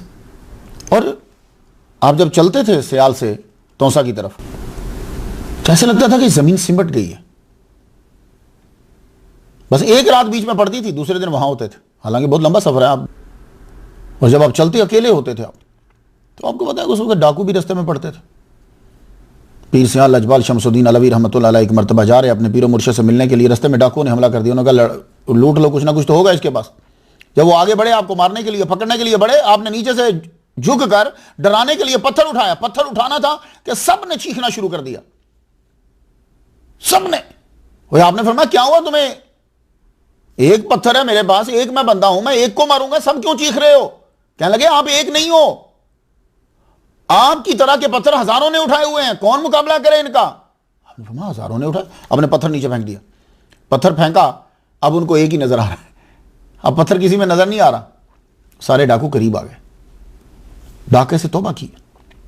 अल्लाह अकबर दिल्ला शाह। पीर सियाल लजपाल तौसा शरीफ आपका आना जाना उस वक्त तक कम ना हुआ जब तक बदन खम ना हुआ। फिर बच्चों को भेजते थे। एक वाकया मोहम्मदीन अलवी सियालवी रहमतुल्लाह की ज़ुबान से सुने। मोहम्मदीन अलवी रहमतुल्लाह का नाम तो सुना आपने, उनकी ज़ुबान से सुनिए वाकया क्या। फरमाते हैं कि आप जब तौसा शरीफ जाया करते थे, पहले अकेले जाते थे, फिर फैमिली हो गई, फैमिली को भी साथ ले जाते थे। बाजू का फैमिली ऊँट पे होती, पूरा काफिला होता। आप जब जाते थे तो तौसा शरीफ के रास्ता में मालूम था आपके पीर भाई को कि यहां से ये गुजरते हैं, तो वो क्या करता था कि वो आपको थोड़ी देर के लिए ठहरा लेता, कहता रुक जाओ, कुछ खा के जाओ, बरकत हो जाएगी मेरे घर। था वो बेचारा गरीब, मट्टी और घास फूस मिलाकर उसने एक झोंपड़ी सी, एक मकान सा बनाया हुआ था, उसी में रहता। फिर उसने शादी कर ली। शादी कर ली तो बीवी आके रहने लगी। अब उस पर जरा भार हो गया। एक मरतबा काफिला जा रहा था, पीर सियाल लजपाल शमसुद्दीन अलवी रहमतुल्लाह अलैह फरमाते हैं वो जा रहे हैं तो मोहम्मदीन अलवी कहते हैं मैं भी साथ हूं। जो ही आपका काफिला उसके करीब पहुंचा तो आपकी आदत यह थी कि पीर सियाल लजपाल क्या करते थे कि खुद तहज्जुद के बाद बैठ जाते थे, आपके वज़ाइफ होते थे, तो दूसरों को भेज देते थे कि तुम ज़रा आहिस्ता आहिस्ता चलते रहो, अगर बीबियाँ साथ हैं तो तुम ज़रा चलते रहो, मैं घोड़े पे तेज़ी से आके मिल लूँगा आपके साथ। काफिला जब चला उसको भिनक पड़ गई कि काफिला उस राउट के बजाय साइड पे क्यों हो गया, ये तो मेरे यहां रुकते हैं, ये साइड पे क्यों हो गया। आपका पीर भाई था, आगे बढ़ा, आपको ढूंढ लिया, जाकर आपकी घोड़ी की लेजाम को पकड़ लिया, आगे खड़ा हो गया। कहने लगा मेरे घर क्यों नहीं चल रहे, रुख चेंज क्यों किया। कहने लगे सुन, अब तेरी बीवी आ गई है, मैं तुझ पे भार नहीं डालना चाहता, ये इतना सारे खुदाम और ये सब मेरे साथ हैं, तो मैं तेरे जाता तुझ पे भार पड़ता। कहने लगा अच्छा भार पड़ता मुझ, आप इस तरह करो जरा मेरे साथ आओ, इतना तो कर सकते हो ना। आप लेकर गए। जो ही वो झोंपड़ी के सामने पीर सियाल लजपाल रहमतुल्लाह अलैह पहुंचे, उसने लकड़ी उठाई जलती हुई, झोंपड़ी को आग लगा दी। कहने लगा अगर आप यहां कदम नहीं रखोगे तो फिर इस झोंपड़ी को रखना फजूल है, इसे जला दिया जाए। अल्लाहु अकबर जल्ला शान। आपने अपने खादिम को दूर से बुला, फरमाया चल बुझा, पानी फेंक इसके ऊपर, और सारे को बुला ला, आज स्टे इधर ही करते हैं, आज कयाम यही होगा। आप वहां रुके, खुद कुछ था पास, क्योंकि जब आप जाते थे तोसा शरीफ तो आपका तरीकाकार था, आप बकरे साथ लेके जाते थे, खाना पकी पीने ये सारा सामान आप यहाँ से लेके जाते, और वहाँ पीर खाने के ऊपर फिर लंगर खूब चलता, जानवर ज़िबा होते, लोगों को लंगर दिया जाता। तो आपने फिर कहा थोड़ा सा यहाँ पकाओ, ये भी पीर का ही मुरीद है, यहाँ भी कुछ चले। कुछ उन्होंने भी किया, वो हड्डियाँ कुछ बच गई। आपने फरमाया हड्डियाँ इकट्ठी करो। हड्डियाँ इकट्ठी करने के बाद पीर सियाल लजपाल रहमतुल्लाह अलैह ने अपने खादम से ये कहा कि ये हड्डियाँ उठाकर वो जो तुम्हें टीला नजर आ रहा है उसके ऊपर जाकर रख दो, और उसके ऊपर जब रखो तो जाकर कहना कि ये पीर सियाल लजपाल शमसुद्दीन, पीर सियाल, ये लजपाल तो मैं बोल रहा हूँ इज्जत के लिए, शमसुद्दीन की तरफ से ये तोहफा है। और सुनो ये दोनों जो हैं ये हमारे चाहने वाले हैं, तुमने आज के बाद इनको तंग नहीं करना। वजह यह है औरत डर जाती थी, वो डर जाती थी, उसे औलाद नहीं हो रही थी, बाज़ औक़ात डर की वजह से भी इसमें प्रॉब्लम होती है। मैं आज के बाद तुमने तंग नहीं करना, ये हमारे हैं। अल्लाह ताला ने इस बंदे को 6 बेटे अता फरमाए। अल्लाह अकबर। मुरीद था ये भी तौसा शरीफ का। और जब इसका आखिरी वक्त आया, बहुत अलील हो गया, चारपाई पे लेट गया, तो अपने बेटों से कहता है मेरी चारपाई उठाकर ख्वाजा मोहम्मद सुलेमान तौसी रहमतुल्लाह अलैह के दरबार पे ले जाओ, मज़ार पे ले जाओ। बेटे ताबे फरमान होते थे, बाप की चारपाई उठाई ठीक है। तो बच्चों ने क्या किया कि चारपाई को रोज़ा के बाहर दली जो है वहीं रख दी, खुद अंदर सलाम करने के, फातिहा पढ़ने के, अंदर जो ही गए तो पढ़कर जब वापस आए तो देखा कि अब्बा चारपाई से खिसक कर दहलीज पर सर रखा हुआ है और जान दे दी, जान दे दी। अल्लाह सर दर कदमे यार फिदाश, सर दरे कदमे यार फिदाशुद 6 बजाशुद। ख्वाजा मोहम्मदीन अलवी सियालवी रहमतुल्लाह अलैह फरमाते हैं कि आप सामान और बकरे सब लेकर जाया करते थे, मैं छोटा होता। फरमाते हैं कि जो पीर साहब के अहाता के अंदर कुत्ते होते थे, अगर कोई कुत्ता आ जाता गोश्त लेके भागता, आप खुद गोश्त लेते और उसके सामने डालते, ये लो खाओ, तुम हमारे पीर के दर पर आए हो, तुम्हें खाली नहीं भेजेंगे, ये है तसव्वुफ, तुम्हें खाली नहीं भेजेंगे। अगर कोई उसको मारना चाहता या भगाना, भगाओ मत, ये जब आ गया है आप इसे खिलाओ, आप भगाओ मत। दीनी और समाजी खिदमत। हमारे यहाँ समझा जाता है कि तसव्वुफ इंसान को दुनिया से अलग कर देता, नहीं। हम समझते हैं सूफी अकल से पैदल होता है, नहीं। दुनिया के मामलात और तल्लुकात से बेखबर होता है, नहीं, ऐसा हरगिज़ नहीं। वो बेहतरीन अक्ल का मालिक होता है और सालिक की रहनुमाई इल्हाम से अक्सर की जाती। मुजद्दिद तरीक़त सियाल लजपाल ने सियाल शरीफ में रूहानी दीनी मरकज़ कायम की। आपकी तरबियत का माशरे के हर तबका पर असर हुआ। यह पीर का असर होता है। पुलिस का महकमा, हर आदमी पुलिस वालों को गलत समझता है, वो समझते हैं कि पुलिस वाले गलत होते हैं, ऐसा हरगिज़ नहीं है। पुलिस वाले नमाज पढ़ते हैं, हम लोग, हमारी गवर्नमेंट पुलिस को इंसान नहीं समझती और पुलिस वालों से इंसान जैसा सलूक नहीं करती। जिसके बच्चे घर में पढ़ नहीं रहे, जिसके घर का खर्चा नहीं चल रहा, वो क्या करेगा? क्यों मोरद इल्जाम ठहराते हो? हमने खुद उन्हें खराब किया। उनको सारे अखराजात दो, उनके जो अखराजात हैं वो चीजें सारी गवर्नमेंट पूरी करे, फिर देखते हैं। पुलिस का महकमा जो है, इस महकमे को हजरत उमर रदी अल्लाह तआला अन्हु ने बनाया, उसने बुनियाद रखी है उन्होंने। ये दीन, ये बंदों की खिदमत के लिए होता है। हमें इस महकमे से प्यार है। मेरे वालिद अमी के अब्बा गुलाम हुसैन शाह रहमतुल्लाह अलैह, वो पुलिस में रहे, मौला अली के चाहने वाले, इमाम हुसन हुसैन के चाहने वाले, उन्हीं से हमने ये चीजें सीखी। इस जो इर्द गिर्द के इलाके के थे, थानेदार थे, इंस्पेक्टर थे, जो थे, सब के सब बाशरा, पाबंदे शरीयत, सूफी, वली कामिल। ये असर था पीर सियाल लजपाल रहमतुल्लाह अलैह का। हाँ, आप कहते हो कि पुलिस वालों को, ये हमारी गवर्नमेंट है जो इंसानों का सा सलूक नहीं करती, तो फिर रिएक्शन में तो चीज़ लेनी है ना। डॉक्टर मोहम्मद हुसैन को लिखना पड़ा कि मगरबी पाकिस्तान में सबसे ज़्यादा सिलसिला चिश्तिया की इशाअत और इल्म दीन की तबलीग ख्वाजा मुजद्दिद तरीक़त शमसुद्दीन अलवी सियालवी रहमतुल्लाह अलैह ने की है। आपको पीर मीर अली शाह मुजद्दिद मिल्लत ने मुजद्दिद तरीक़त कहा है। अब आओ देखें कि मुजद्दिद तरीक़त का तरीका क्या था। यह है सबसे अहम हिस्सा हमारी तकरीर का। आप अपने शब रोज़ कैसे गुजारते थे, यह बड़ा इंपॉर्टेंट है, इसलिए चाहें तो कागज़ और कलम लेके बैठ जाएं या तवज्जो से इसे समाप्त कर लीजिए। इसी के अंदर हमारे लिए बहुत सारी चीजें हैं। सर पर इमामा शरीफ रखते। इमामा कैसा होता है? जैसे दावत इस्लामी वाले रखते हैं वो, वरना तो सिख भी सर पे पगड़ी ही रखते हैं, उसको पगड़ी बोलते हैं ना आप लोग, लेकिन वो नहीं है। ये मिस्र वाले और तुर्की वाले पहनते हैं, ये भी नहीं है। बहुत कुछ हो सकता है, लेकिन हमने तो वो सूरत पेश करनी है जो सहाबा कराम या हुजूर पाक का जो अमामा शरीफ है उसके अंदर ये पीछे ये होता है, ये देख रहे हैं आप, ये पीछे होता है। इसको दो कंधों के दरमियान हुजूर सल्लल्लाहु अलैहि वसल्लम का लटका होता था। इमामा शरीफ पीर सियाल लजपाल सर पे रखते। चूंकि आप मुजद्दिद तरीक़त है, इसलिए दाढ़ी आपकी मुट्ठी से कम नहीं थी। हुजूर सल्लल्लाहु अलैहि वसल्लम की सुन्नत के बाद तमाम उलमाए कराम जो हैं, मुट्ठी से ऊपर के अंदर इख्तलाफ है, वो हो सकता है, लेकिन मुट्ठी से नीचे किसी भी, मुतने भी औलिया कराम, सूफिया कराम है, किसी की दाढ़ी। ज़ौफ़ के बावजूद मुसल्ले पे दुजानो बैठते थे, लेकिन जब मुसल्ले से हट जाते तो फिर चारपाई पे होते, तब अब टांगे पिसर रहते। कैलूला के वक्त चारपाई पे दराज होते। उलमाए कराम और सादात की बड़ी इज्जत करते। तुलबा और सूफिया का खास ख्याल रखते। खानका में 2 टाइम लंगर दिया जाता और टॉप का लंगर दिया जाता। यह नहीं कि दाल उबाल के देते जाओ, नहीं, टॉप का लंगर देते। इसे नमाज के अलावा तहज्जुद, इशराक, चाश्त, अवाबीन और 2 नफल हिफ्जुल अमान के मुस्तकिल। और आपका दिन जो है वो कुछ इस तरह शुरू होता। सारे सियालवी मुजद्दिद वक़्त का अमल गौर से सुने। तहज्जुद से पहले उठते आप, तहज्जुद पढ़ते, तहज्जुद पढ़ने के बाद अल्लाह ताला के 99 नाम पढ़ते। अल्लाह ताला के 99 नामों के बाद 500 मरतबा अस्तगफिरुल्लाह अल्लज़ी ला इलाहा इल्ला हुवल हय्युल क़य्यूम व अतूबु इलैह। फिर मुराकबा होता नमाज फजर तक। नमाज फजर अदा करते, उसके बाद अल मुसब्बाअतुल अश्र ये आप पढ़ते। The 10 invocations recited 7-fold each. अल मुसब्बाअतुल अश्र, 10 चीजें जो 7 बार पढ़ी जाती।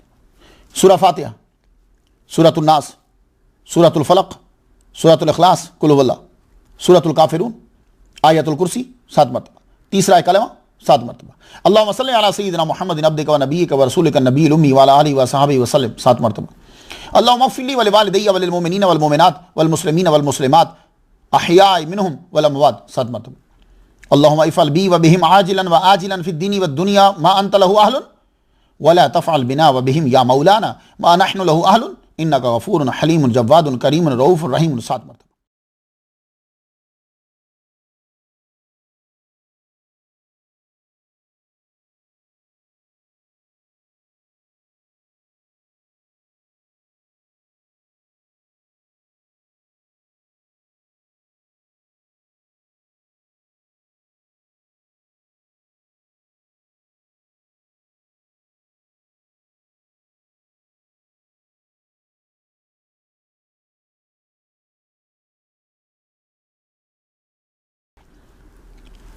ये इसकी सनद जो है वो कुछ यूं है, ये जो अल-मुसब्बाअतुल अश्र है कि 10 चीजें जो 7-7 बार पढ़ी जाती हैं, इसकी सनद कुछ यूं है कि हुजूर सल्लल्लाहु अलैहि वसल्लम ने हजरत खदिर अलैहिस्सलाम को यह अता की, और हजरत खदिर अलैहिस्सलाम ने हजरत शेख इब्राहिम तैमी को यह अता की जब वो खाना काबा के पास थे।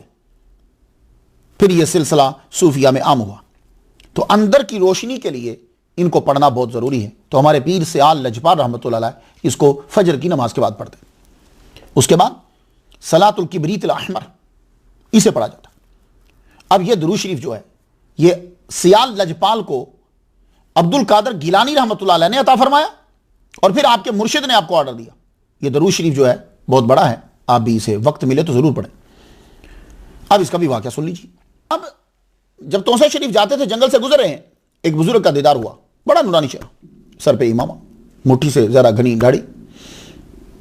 आपने फरमाया, शमसुद्दीन तुम सलातुल किबरीत अल-अहमर ये पढ़ा करो। कहने लगे हुजूर मैं अपने पीर की इजाजत के बगैर कुछ नहीं पढ़ता, वही पढ़ता हूं जो पीर बताते हैं। जब ये जुमला कहा वो मुस्कुरा कर गायब हो गए। अब शमसुद्दीन अलवी रहमतुल्लाह अलैह जब तौसा शरीफ पहुंचे तो अपने पीर मुर्शिद ख्वाजा मोहम्मद सुलेमान तौसवी रहमतुल्लाह अलैह से जब मिले तो आपने फरमाया, जानते हो कि रास्ते में तुम्हें कौन मिला था? लो अभी बात शुरू नहीं हुई, उन्होंने पहले शुरू कर दी। जानते हो कि रास्ते में तुम्हें कौन मिला था? अर्ज़ की हुजूर मुर्शिद जाने। कहने लगे वो शेख सैयद अब्दुल कादर गिलानी रहमतुल्लाह अलैह थे जो तुम्हें इस दुरूद शरीफ की इजाजत दे रहे थे, लेकिन वो तेरी बात से बड़े खुश हुए, तेरी बात से बड़े खुश हुए जो तुमने कहा कि मैं पीर मुर्शिद की इजाजत से पढ़ता। तो बेटे तुम पढ़ा करो। तो इस दुरूद शरीफ को जब मुर्शिद से भी इजाजत मिल गई, अब आप वापस आए। वापस आकर जंगल में आपने शुरू कर दिया। आपके साथ ख्वाजा मौज़मुद्दीन रहमतुल्लाह अलैह आपके खलीफा साथ जाया करते थे। 40 दिन आपने बैठकर जंगल में इसको पढ़ा, जाते थे और आते थे, एक मखसूस वक्त था। 40वें दिन क्या हुआ, 5 घुड़सवार जाहिर हुए, बड़ा नूरानी चेहरा, सर पे इमामा, आकर दस्तार बांधी, शमसुद्दीन सियालवी रहमतुल्लाह अलैह के सर पे दस्तार बांधी चले गए। और आप उनके कदमों में, एक के जो सबसे आगे थे उनके कदम चूमे और दूसरों के हाथ चूम रहे। आए तो ख्वाजा मौज़मुद्दीन पूछते हैं, कहते हुजूर क्या चक्कर हो रहा था, ये कौन दस्तार बांध रहे थे आपकी? कहने लगे क्या तुझे भी नजर आया? कहाँ हुजूर मुझे भी नजर आया। पीर के हाथा में थे। कहने लगे अच्छा। तो ये लोग अपनी करामतें छुपाया करते थे। तो कहने लगे कि अच्छा तुम बताना ना, मैं तुम्हें बताता हूँ। तो उनके जाने के बाद बताया। कहने लगे जिनके मैं कदम चूम रहा था वो मोहम्मद मुस्तफ़ा सल्लल्लाहु अलैहि वसल्लम थे, और जिनके हाथ चूम रहा था वो नबी के 4 यार थे। ओए ओए ओए। तो ये दुरूद शरीफ आपको मौका मिले ज़रूर पढ़िए, मैं ये दुरूद शरीफ दे रहा हूँ।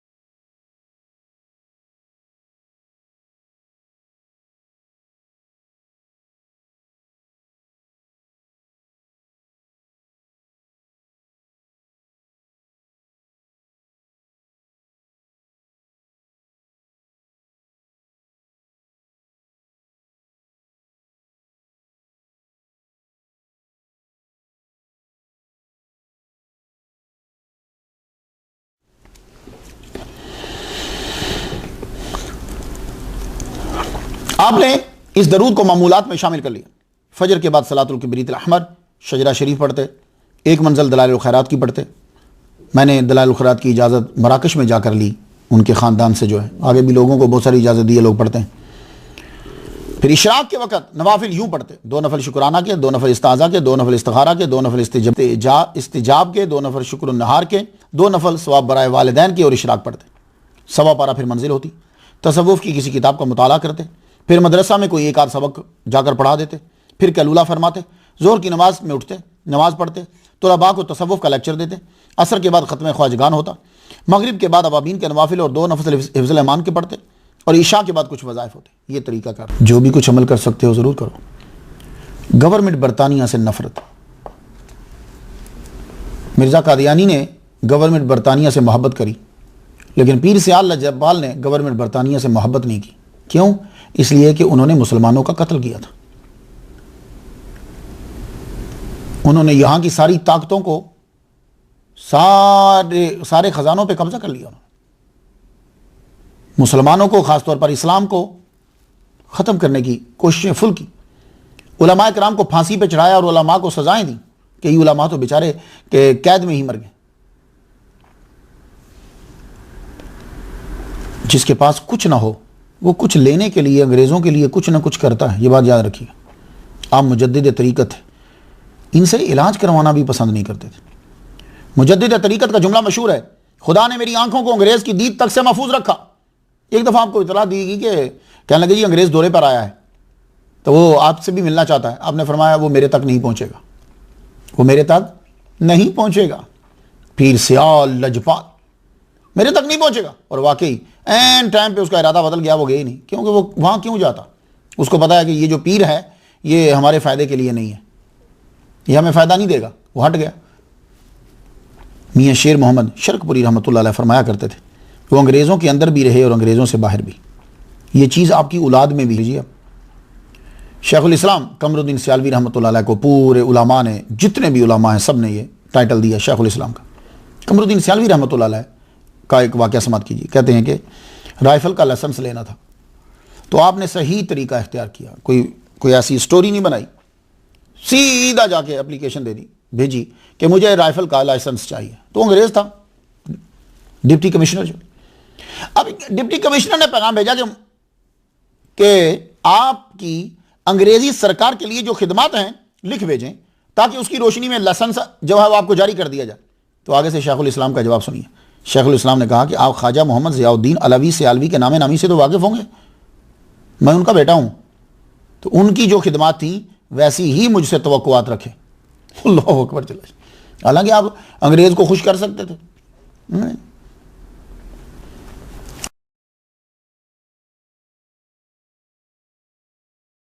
आदमी बड़ी जल्दी मशहूर हो जाता है अगर अंग्रेज़ों को खुश करे। हमने वही तवक्को रखो जो मेरे बाप से। मुताला का शौक बड़ा था। मुजद्दिद तरीक़त सियाल लजपाल का मुताला का बहुत, इतना शौक कि आपके पास अरबी, फारसी, हिंदी जुबान की किताबों का ज़ख़ीरा, मसनवी शरीफ तो ज़्यादातर आप उसका मुताला फरमाते थे।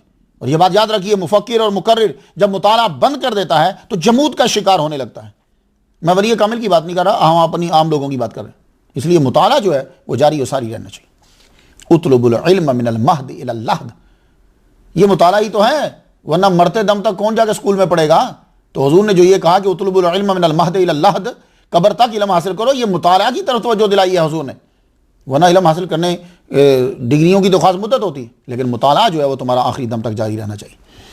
आप खुद फरमाया करते थे कि जो आदमी तसव्वुफ़ में कदम रखता है तो उसे चाहिए कि इब्तदा के अंदर वह हियाउल उलूम पढ़े, कीमियाए सादत पढ़े, और जब ये पढ़ चुके तो आखिर के अंदर फरमाते थे कि मसनवी का मुताला जो है वो बहुत ज़रूरी है।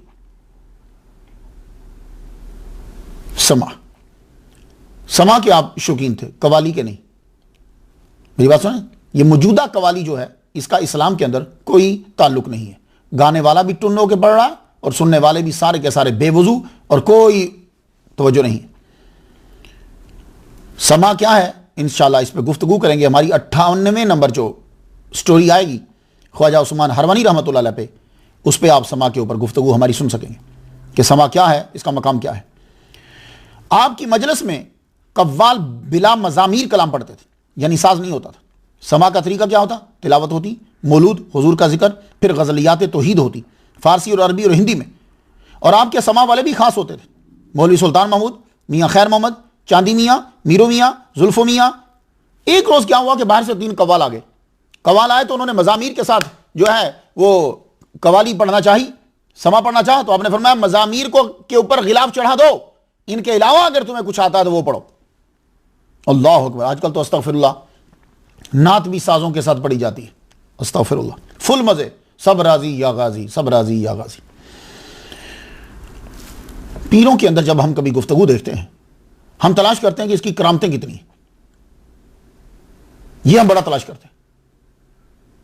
हमें करामत जो है वो बड़ा कुछ जरूरी वक्त हो तो वहां इस्तेमाल की जाती है, उस वक्त किया जाता है जब इस्लाम की सरबुलंदी करना हो, अपनी जात की सरबुलंदी नहीं, इस्लाम की सरबुलंदी के लिए करामत का इजहार किया जाता है। ये पुराने औलिया कराम उसी वक्त दिखाते थे। सहाबा कराम का दौर करामतें बहुत कम नजर आएंगी, क्यों?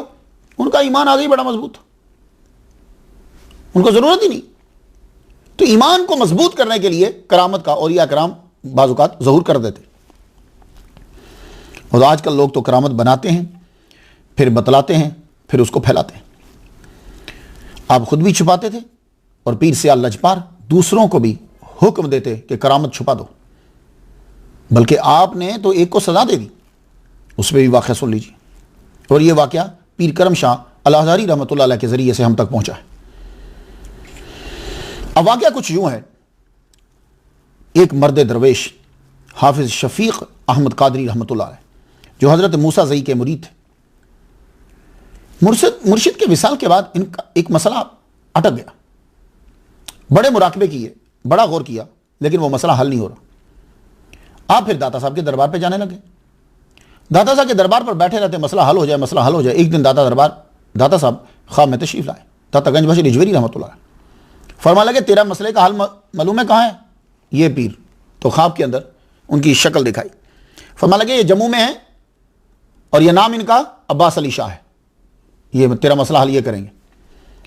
आपने शक्ल भी देख ली, जगह का भी पता चल गया, उठे गए जम्मू पहुंचे। वहां जाके लोगों से पूछा, अब्बास अली शाह, अब्बास अली शाह, बता दिया गया। जगह जब बताई तो वहां जब पहुंचे तो वो एक ब्राह्मण का घर था, अमीर ब्राह्मण था, और ब्राह्मण के जो भैंसें थी, जो जानवर थे, उनकी चारा डाल रहे हैं उनको। हाफिज शफीक अहमद कादरी ने देखा तो वापस आ गए, मिले बिना ही वापस आ गए।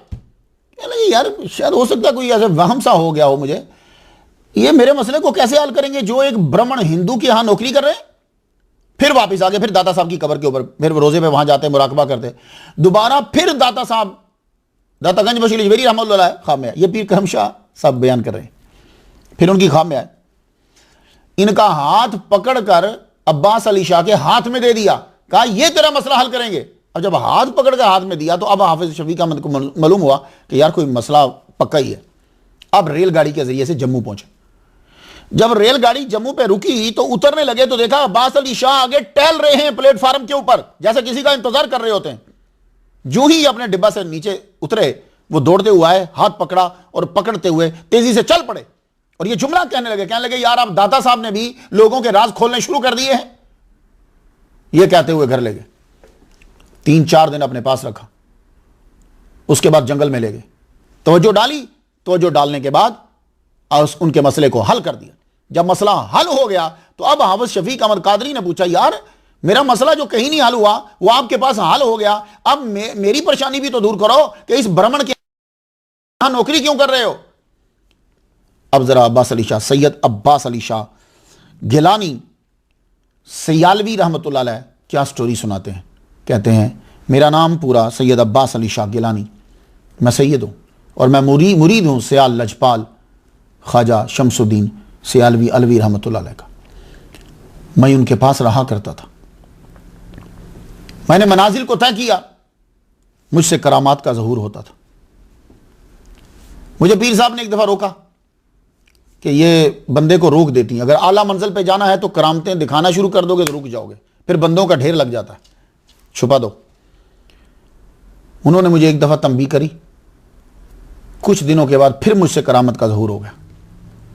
पता नहीं क्या बात हो रही थी, तो एकदम से मैंने वो चीज़ जाहिर कर दी। आपने मुझे बुलाया, बुलाने के बाद फरमान लगे, जाओ चले जाओ। तुम्हारी ड्यूटी हमने वहां जम्मू में लगा दी है, अब तुम वहीं रहोगे। तो मुझे 30 साल हो चुके हैं इस ब्राह्मण की गायों भैंसों को चारा डालते हुए। किधर गए वो लोग जो झूठी करामतें बनाकर सुनाते हैं और गुमराह कर रहे हैं? तो मतलब मुझे 30 है, ये पीर करम शाह अल अज़हरी बता रहे हैं। क्या लगे? उन्होंने कहा वो 30 साल हो चुके हैं मुझे यहां, और अब मेरा वक्त पूरा हो गया है, मेरा वक्त पूरा हो गया है।